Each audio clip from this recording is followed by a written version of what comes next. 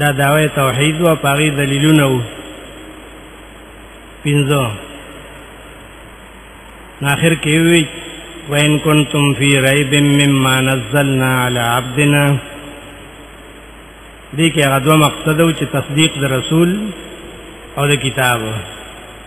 په شک کوي تاسو په کتاب چې موږ نازل کړی په خپل بنده بیا ورپسې اثبات د قیامت کې ویلو فَإِن لَّمْ تَفْعَلُوا وَلَن تَفْعَلُوا فَاتَّقُوا النَّارَ الَّتِي چې نه شي کولای نو ایمان راوړې چې دا اور نه بچي دا څلور واړه یو ځای ذکر کړل توحید په لفظ د عبادت سره او تصدیق د رسول علی عبدنا تصدیق د قرآن مما نزلنا اثبات د قیامت فاتقوا النار التي اکثر د سورتونو په ابتدا کې دا یو ځای ذکر کیږي سورۃ یونس په اول کې هم دغه سره راغلیو تلک آیات الکتاب الحکیم دا تصدیق د قرآن اکان للناس عجبا ویلیو چې خلق لره تعجب دی انا وحینا الی رجل منهم چې مونږ یو سړی ته وحی کړی دینه انانذر الناس دې تصدیق د پیغمبرو کو نور پسې بیا وی چې دې مونږ په دې مقصد لګلې دي چې زما بندګي وکړي زما عبادت وکړي فعبدون او اثبات د قیامت رستو کړي چې الیه مرجعکم دې الله تاسو راتلل دي نو دغه سورۃ هود کې هم په ابتدا کې دا وایي کتاب احکمت آیاته ثم فصلت من لدن حکیم خبیر تصدیق د قرآن بیویلو اننی لکم منو نذیر و بشیر زستاو د پار نذیر و بشیریم تصدیق د رسالتو اللہ تعبدو الا اللہ دے دعوی توحید و اخر کی ویلو الا اللہ مرجعکم جمیعا دے اللہ تستاثرات للدینو یو دے کی ټول را جمع کړي کله ډیر لږ یو آیات کې را جمع کړي سورہ کہف پاول کې وګورئ الحمد لله الذي انزل على عبده الكتاب ولم يجعل له عوجا قيما الحمد ذکر کړه على عبده ذکر کو تصدیق د رسالت الکتاب ذکر کو تصدیق د قرآن اور سره صفاتونم چلم یجعل له عوجا قیما د قیامت اثبات کی لینذر بأسا شدیدا من لدنه دریوانه څلور واړه یو ذکر راجم کړیو دې د مقاصد عالیه وی قرآن کې اوچت مقصدونه دي دا تفصیل اکثر سورہ بنی اسرائیل کې ډېر راځي یو کم سلو ختمنا په لبیا سلور واړه راجم کوي او د دې اثبات دو قسمه قرآن کې کله نفس عقاید بیانې چې توحید رسالت صداقت د قرآن او اثبات د قیامت کله په طریقې د زجر سره زجر هغه خلق له چې انکار د توحید نه کوي زجر هغه خلق له چې انکار د رسالت نه کوي انکار د قیامت نه کوي انکار د قرآن نه کوي نو کله په طریقې د زجر سره بیانې دا دوه قسمه ذکر د دې کیږي د خاص ځایونو سورہ بقرہ سورۃ یونس سورۃ ہود اول او سورہ بنی اسرائیل کې یو کم سلويخنا سورہ فرقان په اول کې هم واتخذوا من دون الله آلهة په طریقې زجر سره اثبات توحید کوي لا يخلقون شيئا وهم يخلقون یا اور سره تصدیق د پیغمبر وقال الذين كفروا إن هذا إلا إفك افتراه وعنوا عليه قوم آخرون بیا آخر کی بل کذبوا بالساعة واعتدنا لمن كذب بالساعة سعيرا دې ته مقاصد عالیه وی قرآن کې دا سلورم اربعه وا چې صداقت قرآن او د اثبات د قیامت او تصدیق د توحید او د رسالت دې سلور مقاصد د پاره ل 40 بنظم اربعه بالاربعه بیاربعین په سلور قسم دلیلونو سره قرآن د دې تصدیق کوي په دې سلور مقصدونو باندې که توحید دې که رسالت دې که قرآن تصدیق دې که اثبات د قیامت دې دې باندې دلیلونه هم پیش کوي هر یو باندې چا باندې زیاتی په کثرت سره بعضو باندې لګي هغه دلیلونه د قرآن کریم سلور قسم دي دلیل عقلی وتوي کم دې کې چې د اسمان او زمکه ذکر یو د نور اوس پوګمه او ستورو دې ته عقلی دلایل وي کله نقلی دلیلونه نه د انبیاء واقعات ذکر کوي داغینا نقل کوي او دریم ته دلیل وحی وي هغه کې اکثر لفظ د اوحینا کله لفظ د امری دا دلیل وحی وي څلورم دلیل حلف وی چې الله کله کله قسم کوي په یو خبره باندې دا څلور دلیلونه دي د قرآن دلیل عقلی کائنات ذکر کوي نقلی واقعات بیانوي وحی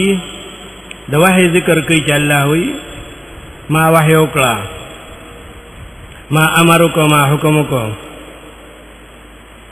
او سلورم حلف وی ګوره دلایل عقلی خو ډېر په کثرت سره راځي چې دې نه شروع شي او اجتماعات د سورۃ البقره مشهور وکړه چې دا وایي ذکر کړل نو پاره 15 دلیلونه عقلی بیان کړی دي یا ایها الناس اعبدوا ربکم الذی خلقکم دا یو دلیلو والذین من قبلکم دویم الذی جعل لكم الارض فراشا دا دریم والسماء بناء دا سلورم وانزل لكم من السماء ماء تر اخره پورې دا پنځم دلیلو سمره دا چې فلا تجعلوا لله اندادا الله دې دلیلونو دا مطلب چې ما سره شریکان مگر ځوي دې ته دلیل عقلی وي تعلق د عقل سره ساتي عقلی به بیا قرآن دو قسم بیانې یو تویل شي انفسی چې بنده ته په نفس کې بیانې چې ستا نفس کې سوچ او فکر وکړه دې بدن کې جعل لكم السمع والابصار والافئده دې تنفسی دلایل وي کله به آفاقی بیانې چې کوم کائنات تی برا او خطا میان کې شپه او ورځ رڼا او تیارو دې تعقلی دلیلونه وي دې لپاره دا خاص سورتونه دي چې عقلی دلیلونه پکې ډېر زیات دي دا سورۃ البقره دیم نمبر کی سورۃ انعام ده هغه کې عقلی دلایل ډېر ذکر کړی دریم نمبر کی سورۃ یونس ده څلورم نمبر کی سورۃ نحل ده پنځم نمبر کی سورۃ روم ده الته دلایل په یو طرز بیان کړی ومن آیاته الله ای زما د قدرتون نه دادي تاسو مې پیدا کړی یې دنیا کې مې خوار کړی یې تاسو شکلونه رنگونه مې بدل پیدا کړی تاسو جبې لغتونه مې جدا کړی یو پنځه په یو طریقه باندې من آیاته سره بیان کړی شپږم نمبر کې سورہ فاطر ده دا شپږ سورتونه خاص دي په عقلي او دلیلونو کې دې کې بیانې ترجمه کې بیا موږ نشاندهي کوو چې دا عقلي دلیلونه دي هغه سره باقاعده ثمرات هم ذکر کیږي دویم قسم دی نقلی د انبیاء نقل چې کوي هغه لپاره خاص سورتونه دي اول نمبر پاره کې سورۃ اعراف ده چې هغه یو کم شپېته نه د انبیاء واقعات بیانې تر اخره پورې دا نقلی دلیلونه دي یو کم شپېته نه د نوح علیہ السلام حال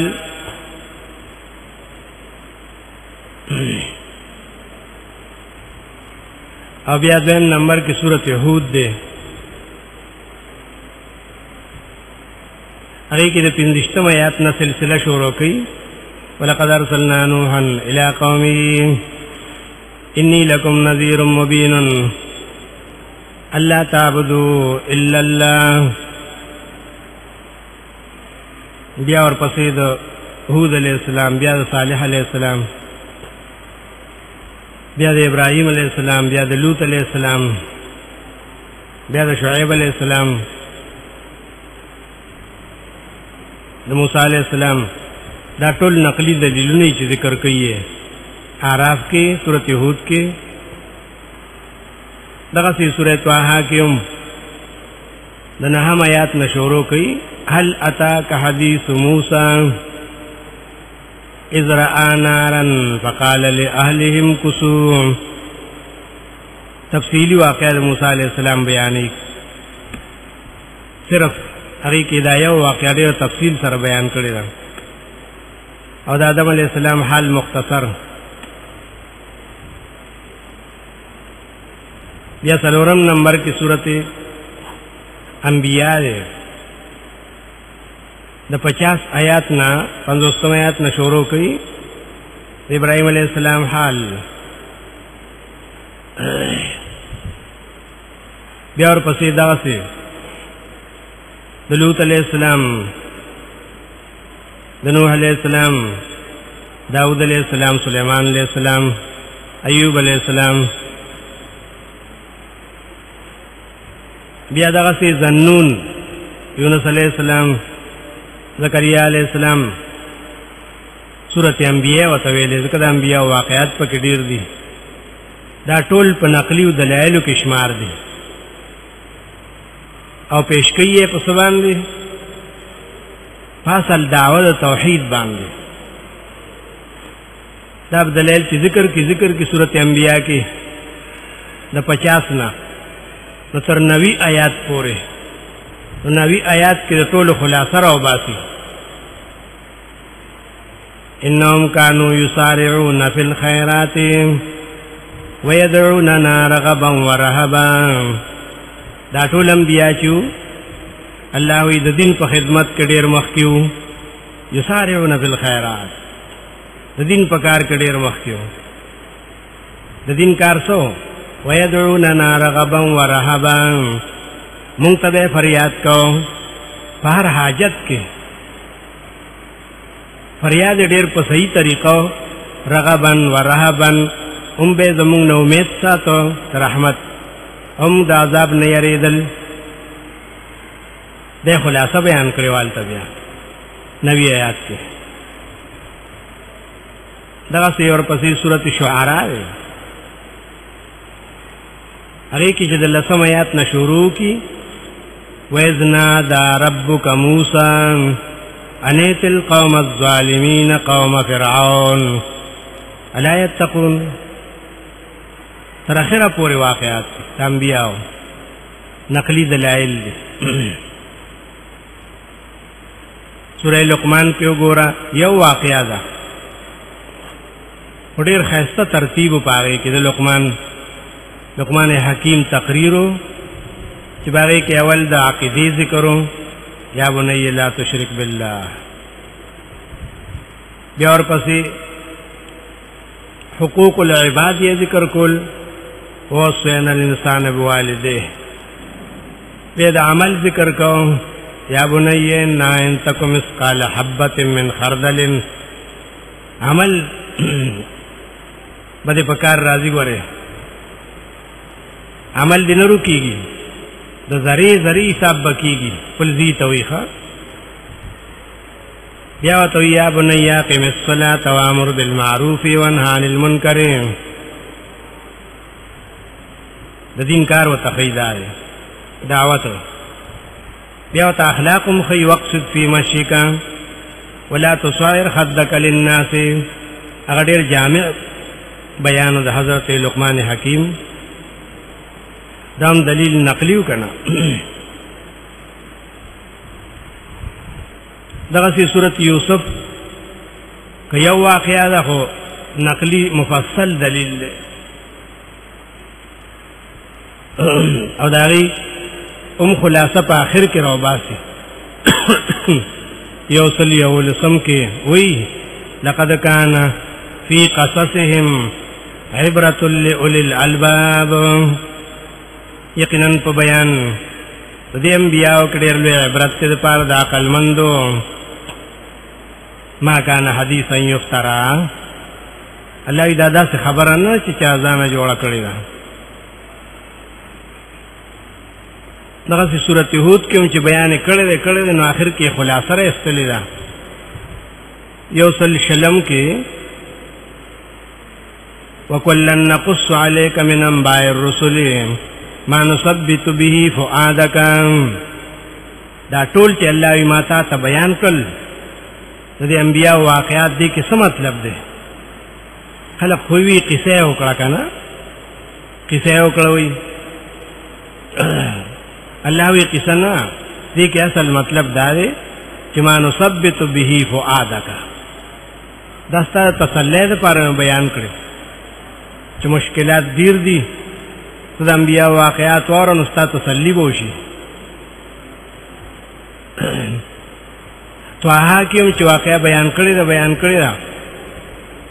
دا اخر کې یو کم سل کې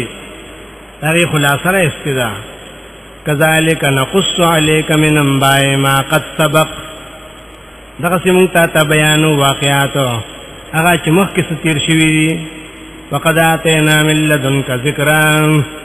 وقد آتیناک من لدنا ذکرا زمونږ طرف نه تا بیان راغی ذکر راغی نصیحت دا دلیل نقلی مطلب نقلی دلائل دیته وی د انبیاء واقعات جرازی دی سورتونو کې خاص اعراف هود یونس یوسف طه انبیاء شعراء نمل قصص دا ټول انبیاء واقعات دي ته نقلی دلائل وی په مسله توحید باندې دریم قسم دے دلیل وحی کوم دی کې قران کې راځي کذالک اوحینا الیک واوحینا مفسرین ویلي چې دا اوحینا لفظ وحی قران کې ویش دل راغلی دا ټول دلیل وحی دی کنه کله په دې طریقه وی پیغمبر ته وی دي توایا انعام کې نل سمات کې ویلو واوحي الي هذا القران لانذركم به ومن بلغ ما تدا قران وحی شوی دی چویروم تاسو په دې سره او چاته چې دارسي نل سمات کې ویلو واوحي الي هذا القران ما ته وحی شوی ده کنه ویزلوی دا لفظ راغله کله نسبت جبرئیل علیہ السلام تکړی چې هغه پتا باندې وحی را لېږي هغه پتا باندې قران راوړي ستا په ځړ باندې وسلور ځله نسبت قران کې کړه جبريل ته یو ځل سورۃ البقره کې قل من كان عدوا لجبريل 97 آیات غالبا ونوي وای څوک چې جبريل سره دښمنی کوي نو هغه دې مرشي فلیمت غیظن هغه سره دښمنی سره کوي ولی فإنه نزله على قلبك هغه قران نازلی ستا په زړه باندې دا یو ځل نسبتو بل نسبت کړه سورۃ نحل کې قل نزله روح القدس من ربك وایا چې نازلی دی قران لراغه پاک روح تاسو زړه باندې من ربک دریم نسبت یې سورۃ شعراء کې کړو غالبا 119 آیاتو نزل به الروح الامین دی قران باندې څوک نازل شوی څلورم نسبت سورۃ نجم کې کړو نام له سمات علمه شدید القوا ذو مره تعلیم ورکړې دی پیغمبر تا جبريل چې سختو قوتونو والده دا ټول په وحی دلیلونو کې شمارل شي کله لفظ د امر مونږ ویلو راځي سورۃ رعد کې شپږ درشم کې وایي قل انما امرت ان اعبد الله ولا اشرك به وای دیتا چې دا ځان خبره خو نه کومه چې تاسو یې ځانې مسلې جوړې کړې دي نه انما امرت ان اعبد الله ولا اشرك به دا خو ما ته حکم شوی الله طرف چې زه امر بالمعروف کوم او نهي عن المنکر کوم ان اعبد الله ولا اشرك به دغه سوره زمر کې چراغلی مشهور آیات 15 پېته هغه کې څومره په تاکید سره ویلو دې سوي چې دا قران دې ځان نه جوړ کړي وای نه 15 پېته سوره زمر کې ویلو ولقد اوحي اليك والى الذين من قبلك وحی کړي شوی د تاتم او هغه انبیا او تجستانه مخکیو د څه خبره لئن اشرکت ليحبطن عملك د دې خبره که شرک دیو کو نه عمل به تباش دا وحی وکنا ته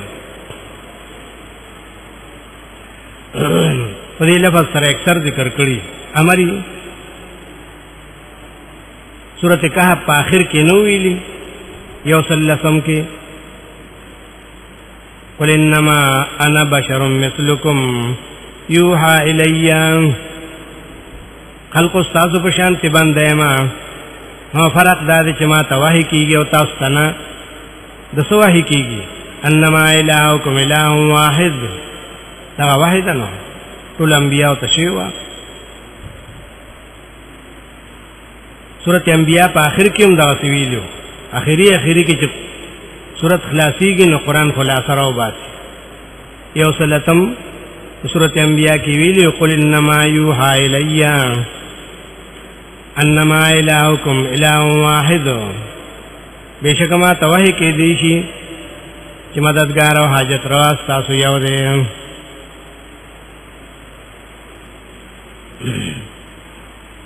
دا سورۃ کہف آیت بعینه سورہ حامیم سجدہ کې راغله او خپاول کې شپږم آیات کې قل انما انا بشر مثلكم يوحى الي انما الهكم اله واحد فاستقيموا اليه واستغفروه وایو ته جماعت خدا وحی کیږي دې ته دلیل وحی وی قران کې په مختلفو الفاظ باندې مشهور په لفظ د وحی سره کله په لفظ د امر سره چې امرتو کله په لفظ د نهي سره مرادي چې نهیتو دا وحی کنه کله په لفظ د قال سره مرادي هغه سورۃ مومن کې شپږم آیات کنه مشهور چې بدعتیانو په دلیل کې پیش کاو چې دعا ثابت شو رسنه ګورو یلا ندی ویلی وقال ربکم ادعونی استجب لكم وقال ربکم ادعونی استجب لكم دا دلیل وحی دی کنه قال ربکم وحی شو دلیل وحی په دې الفاظ مختلف سر راځي قران کې نو څلورم دې حلف کله الله رب العزت د ډیر تصدیق د پاره تاکید د پاره توثیق د پاره سوګن کوي کپار څه باندې وکړه ځکه هغه ته پابندي نشته زمون په حق کې پابندي ده چې بغیر د الله نه با بل چا باندې سوګن نه کیږي ځکه زمون سوګن کې دا شرطي چې چا په نوم باندې سوګن کیږي نو داغه عظمت به منو داغه قدرت به منو نه خو یو الله دی نو بل چا عظمت خو نشته هغه څوک نه پوهیږي د جهل د وجنه سوګن کینو داغي په زړونو کې بغیر د الله نه بل چا عظمت همي ځکه د بل چا نه یری او بل شی وته لوی ښکاری نه وي په خانه کعبه مې وي قسمي دا هغه په ځل کې عظمت وکنه ښا کله وی د لوی ځان قول دل درکمه وای خدای ته وګوره لوی وړو کې پکې نشته دی دا دغه په لکه عظمت نو ځکه نو مخلي کنه ښا کله وی په پیغمبر مې قسمي اغله د خدای ته مرتبه ور کړی نه مونږ ته د اجازه نشته چې بغیر د الله نه په بل چا باندې سوګند کو حدیث کې راغلی وکړه په دې الفاظو چې من حلفا بغیر الله فليقل لا اله الا الله چې سوګند په غیر باندې وکړه کارسو کې یاد کړه که بابا یاد کړه که ځوان یاد کړه که پیغمبر یاد کړه که اسمان او زمکه یاد کړه که ارس یاد کړه نظر دی وی چې لا اله الا الله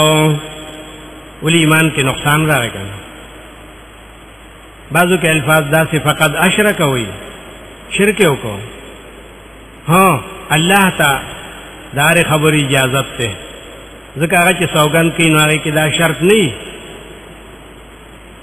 چې هغه چا نو مخلی نو داغه عظمت بمنی نه الله چا عظمت منی هغه کې څه مطلب هغه کې گواہی شهادت چې الله رب العزت مونږ ته وی بندیانو ته چې دا خبره ډېری یقیني ده زه د دې په شهادت کې تاسو ته اسمان پیش کوم نور پیش کوم ورځ او شپه دا الفاظ چې راغلي کنه دا قسم د گواهی د پاره قرآن کې څومره راځي او اخیری حصہ کې ډېر راځي والصافات صفا اول آیات سورہ صافات کنه واو د قسم د پاره راځي الله وی ز گواکم په خپل عصمت باندې هغه ملائکه چې اسمان کې صفونه تړلې دي ما ته ولار دي کنه تاسو هم دا صفونه جوړ کې حدیث کې راځي چې الله تدریق اسمه صفونه ډیر محبوب دي صفونه د ملائکه په اسمان کې او صفونه د مؤمنانو په جماعتونو کې او صفونه د مجاهدینو په میدان جنگ کې دې سره الله ډیر محبت دي ان الله يحب الذين يقاتلون في سبيله صفا ورپسې سورہ صاد کې ویلو صاد والقرآن ذی الذکر قرآن گواذ د نصیحت کتاب د علم کتاب د عبرت کتاب په دې خبره چې مشرکین ډېر په سختۍ کې دي یو خبره باندې بس شهادت پیش کړي سورہ یاسین کې نو ویلي یاسین والقرآن الحکیم انک لمن المرسلین پر رسالت باندې گواہی پیش کړي و ټول دا قرآن گواه دی کنه چې ته پیغمبر یې وحی تا تکیږي چې وحی چا تکیږي نه پیغمبري کنه قاف والقرآن المجید. په اثبات د قیامت باندې سورہ قاف کې سوګن کړو چې کذالک الخروج دقه سے براوزه تاسو یا قد علمنا ما تنقص الارض منهم. په دې باندې چې الله وی زه په دې هم پوهیږم چې دا زمکه ستاسو نه دروازې څومره خوراک کوي، څومره ستاسو دا وجود کم کو. دا شکی خبره خو نه ده. والذاریات ذروان دې ګواهان پیش کړو په اثبات د قیامت باندې. والطور وکتاب مستور والنجم نون والقلم. دا آخری سورتونو کې دا راځي دي ته حلف وای کنه، حلفی بیان. کله الله رب العزت په دې طریقه باندې سوګن کوي وربک قسم دی په ذات درفتا باندې. د سورۃ مریم کې ویلو آتش پیتم کې دې سوې چې موږ بیا نه ژوند کیږو، بیا قیامت نشتا. فوربک لنحشرنهم والشیاطین. قسم دی په ذات درفتا باندې چې راجمه وکم دی او د دې غمشران شیاطین انسی جنی. ثم لنحضرنهم حول جهنم جثیا. وردا سے الفاظ راوړي فوربک. ور زاریات کې ویلو دویشتم کې فورب السماء والارض.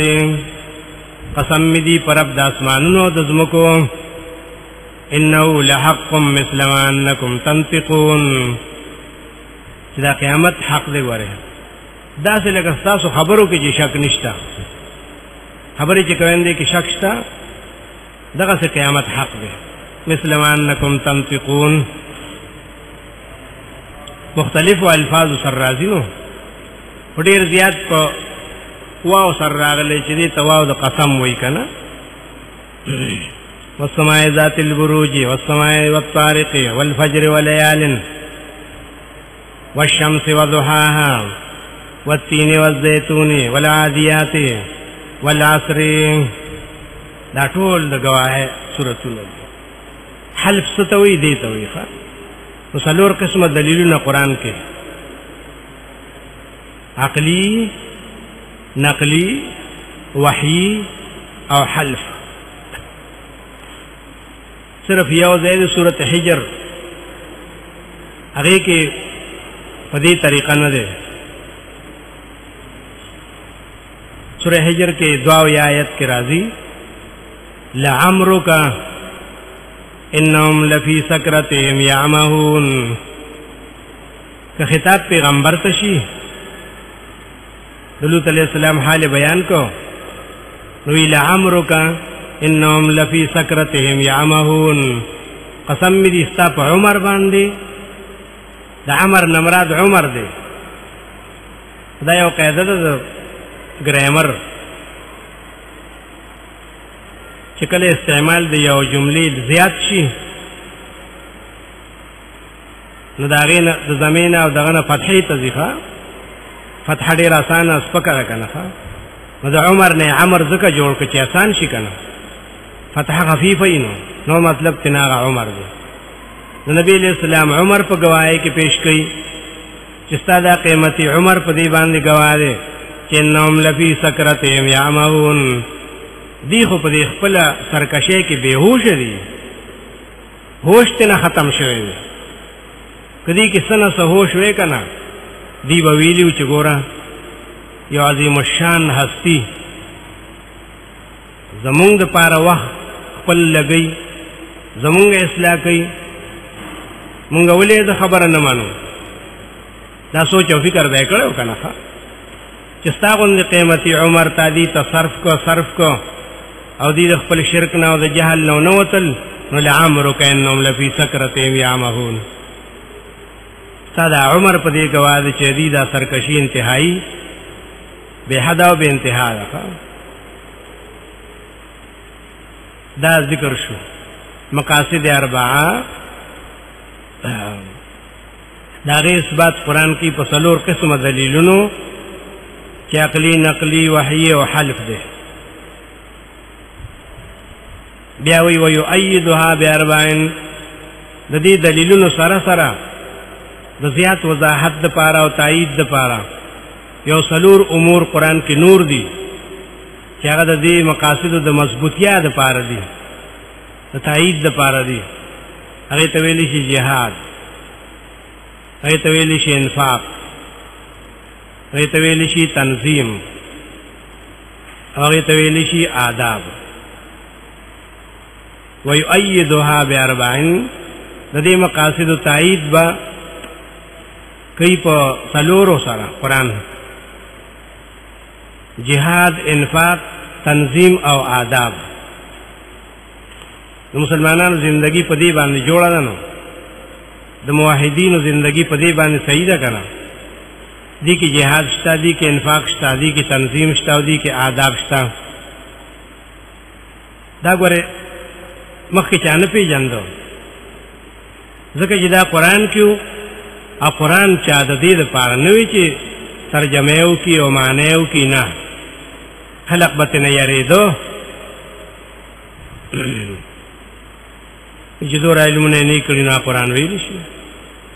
یارېده به ترې نه. هسې به یې تلاوت کو، تبرک دپاره به یې راغستو. نو بس چې چا نو ویل، د دې نه هم نو خبر چې جهاد او انفاق او تنظیم او آداب څه ته وایي. دا خو چې کله قرآن ویلی شو نو دا مضامین پکې راوواتو. مسلمانانو د زندګۍ ښایسته ترتیب پکې راووتو، ځکه جهاد د تورې هغې ته نه وایي یوازې، او قتال فی سبیل الله. جهاد د مسلمانانو د دین هر خدمت ته جهاد وایي. که بدن کړی نو جهاد دی، که مال لګی نو جهاد دی، که په ژبې سره نو جهاد دی، که په قلم سره نو جهاد دی،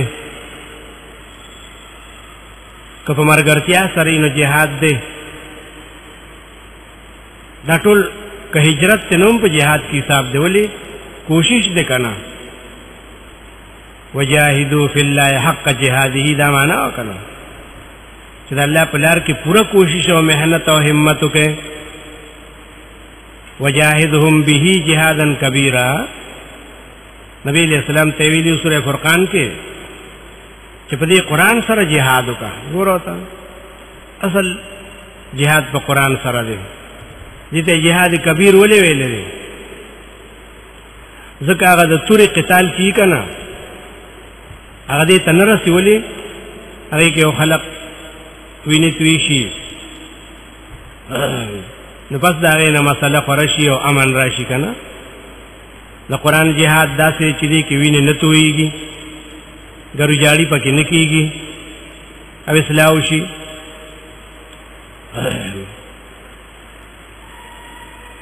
دی مجاهد کې هغې مجاهد کې ډېر فرق دی که نه. هغه مجاهد چې جهاد کوي نو بس په خپله قتل شي، شهید شي، نو ځان له جنت وګټي، نو ځان یې کامیاب که که نه. او دا د قرآن مجاهد داسې دی چې دی یوازې ځان له جنت نه ګټي، دی د نورو خلقو په حق کې ډېر خیرخوا دی. یوازې ځان له نه، ځان له نور ملګري ګوري چې دا نور خلق هم د شرک نه بچ شي، د جهل نه بچ شي، د جهنم نه بچ شي او جنت ته لاړ شي. ځکه دې ته جهاد کبیر ویلي که نه، چې دې کې د ډېر مخلوق اصلاح ده. ولیکن لوی قسم د دې دغه قتال فی سبیل الله چې ذکر شنو ذهن ته دا راځي که نه. جهاد، انفاق، تنظیم، آداب، دا څلور دي. دا تایید کی د دې مخکې څلورو دلیلونو چې هغې څنګه مقاصد ثابتول، نو دي هم ثابتوي په بلې طریقې سره. خاصو صورتونو کې د هغې دعوې راغستې دي. سورة البقرہ 193 کې وقاتلوهم حتی لا تکون فتنة، جنگ کوي دي سره، غرض بسی، مقصد بسی، دا وی چې دنیا کې شرک پاتې نشي، د شرک زور پاتې نشي. فتنه ده کنه ها دې لپاره جهاد او قتال کیږي چې فتنه لري شي. دغه سورۃ انفال کې ویلو یو کم سلويخ کې وقاتلوهم حتى لا تكون فتنه ويكون الدين كله لله. قتال د دې لپاره کوي چې شرک د دنیا نه ختم شي. شرک نه ختميږي، حضور به ختم شي او دین ټول د الله شي. اول تر اخره پورې ها هر مسله د الله د رضا شي، هر مسله چې د مخلوق پکې څه نه وي. سورۃ توبه کې ویلو 15 آیات کې فاذا انسلخ الاشهر الحرم فاقتلوا المشركين حيث وجدتموهم وخذوهم واحصروهم واقعدوا لهم كل مرصد. خاص سورۃ د قتال فی سبیل الله د پاره کنه دا سورۃونه دي. سورہ بقرہ، انفال، سورہ توبہ او سورۃ حج کې اذن للذین یقاتلون تک اجازت شوه. سورہ محمد او فتح دا سورۃونه دي خاص کہ قتال فی سبیل الله سو ګوري. سورۃ البقرہ دا، سورہ انفال دے، سورہ توبہ دا، سورہ حج دے او سورۃ محمد دے او فتح دا او سورۃ احزاب دا دی. دا سورۃونه قرآن کې خاص دی قتال فی سبیل الله د پاره دي. خلق کتاب لیکي په جهاد باندې کنا وی الجهاد فی الاسلام. انبا کی سورۃ توبہ، نبا کی سورۃ انفال، نبا کی سورۃ بقرہ انتظامیہ اموری او وی ډیر خو کتابی لیکلې الجهاد فی الاسلام. نو چې د قرآن نه پکې اصول نشته نه څنګه جهاد فی الاسلام شو؟ دا خو د قرآن نه ته استنباط کړو اصول چې د جهاد لپاره شرطونه سدي، اصول یې سدي، غایه سدا، قسمونه سدي. دا قرآن د دې نه پورا بحث کړي په دې سوراتونو کې ښا. چې ستا قرآن تاجت را نشي نو هغه څنګه کتابي چې هغه په جهاد لیکلي. دا خاص سوراتونه دي حضرت شیخ ویلی رحمه الله تعالی. دویم د انفاق فی سبیل الله، بغیر د انفاق نه جهاد نه کیږي. نیم قرآن په انفاق لګېدل دی، بدنی عبادت او مالی عبادت. چې دا نه نو قرآن ویلو ځان هلاکت ته ورځوي. په سورۃ البقرہ کې راغلیو کنه چې انفاق وکړي، خرچ وکړي، ځان هلاکت ته مو ورځوي. ولې چې انفاق نه کوي نو د جهاد اسباب بني، هتیار بني، اسلحه بني. نو چې هغه نه جهاد په سبا باندې کینو دشمن به غالب شي. ځان د خپل لاس نه هلاکت ته ورځونو. وانفقوا فی سبیل الله ولا تلقوا بأیدیکم یغیث راوړو ولا تلقوا بأیدیکم الی التهلکه. حضرت عمر سے پوخ کې هغه چې کله جهاد کوو یو تنو لګي نو یوازې په دشمن باندې ورغی. د دشمن صفونه مات را مات کړنو. دی کې د یو تن د خلی نو خاطو یو ګور الله وی چې ولا تلقوا بأیدیکم الی التهلکه، ادي ځان هلاکت ته ورځي. حضرت عمر رضی الله عنه وتوی چې نه نه نه آیات دې غلط وي. د دې لپاره چې کوم آیات ته نو تا ته نه دی معلوم. هغه په مسله د جهاد کې سورۃ البقرہ کې راغلي، د حج په مسله کې ښا چې حاجیان شماري نو آخري څلورم قسم پکې انتهایی درجه سعید ده. نو ویلی ومن الناس من یشری نفسه ابتغاء مرضات الله. بعضی د خلقنا څوک دي چې ځان قربان کړي، بس ځان وقف کړي د الله د رضا لپاره. وی دا هغه سړی دا چې یوازې په ورغی کنه، دا هغه سړی چې الله ومن الناس من یشری نفسه ابتغاء مرضات الله. وی لا تلقوا بأیدیکم، خو د انفاق په مسله کې راغلی دی چې خرچ نه کوي نو ځان په خپل لاس هلاکت ته ورځي. مسله د انفاق یې سورۃ البقرہ نه شروع کړې وه، اخري 228 مثل الذين ينفقون في سبيل الله ترغیب مثال د نفقه او صدقه دا کسانو 208 پیت کی ویلو چې خرج کی د الله په لار کې کما مثل حبۃ انبتت 7 سنابل دې مثال خو الله وی دی او دانی دی چې څنګه کې د ورزوله د یوی تیلې په ځای باندې وډ کی وکړو نو وګي شو څومره زیات شو دا څه وضعیتيږي